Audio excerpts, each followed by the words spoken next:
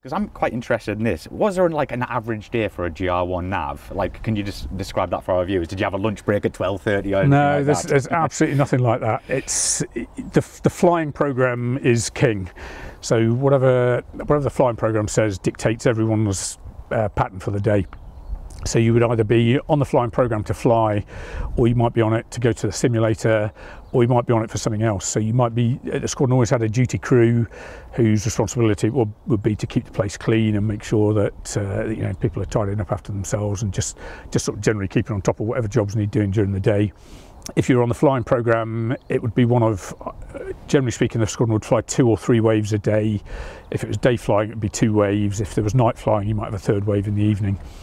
And so your day would be dictated by what time your Met brief was to come in to start preparing for the flight. So if you're on first wave and it's an early takeoff, you've probably got 2.5 hours of planning and briefing before that. So if you've got 8 AM takeoff, which wasn't uncommon, you'd be on the squadron for 5:30 to get your Met brief and start planning and getting the sortie together. If you were lucky, you might have had sufficient advance notice the day before that you could get the majority of the planning done, so you might be able to push the start time back in the morning.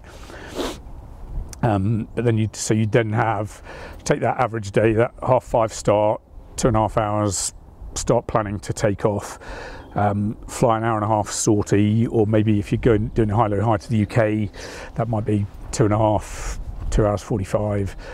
So you're getting back late morning. Then there's the debrief to do, run through the films, see what your results were.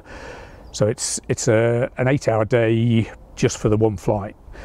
And then you've probably got something else to do. You might fly again in the afternoon, particularly if you're going through a workup. They try and bang you through that as quickly as possible to get you useful.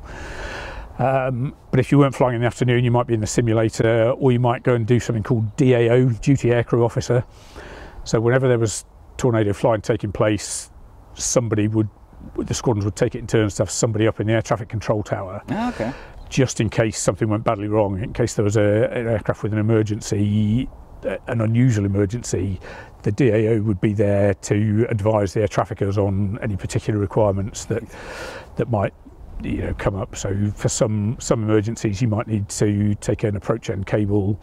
Some you might be anticipating the potential of a departure end cable. So you would just be advising air traffic control, because it takes the crew a certain while to work through the checklists. You could probably arrive at a conclusion before them to tell air traffic, right, you're going to need to rig the approach end cable for this.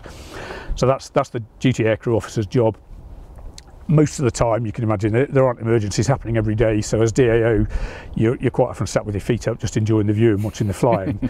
But yes, you could be doing DAO, or failing that you might be just, if you've got spare time, there wasn't really such a thing, but you would be heads in the books, learning about aircraft systems, learning about, like I said, Supplan Mike for the nuclear weapons stuff, or there's always something to read up on the electronic countermeasures suite, whatever. You never know everything, so you never complete it, really. No, exactly.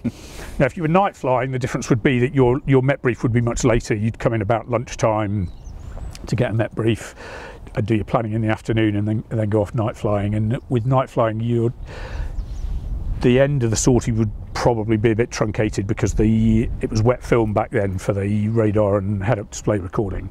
So that wouldn't, of a night sortie, the photogs wouldn't be in to do that processing. So you might get a little bit truncated debrief and then finish the debrief the following morning to look at the films. But generally, it followed that sort of. Yeah, there's no template day, but the flying program dictated what you were doing. There's not 12 o'clock lunchtime. No, none of that.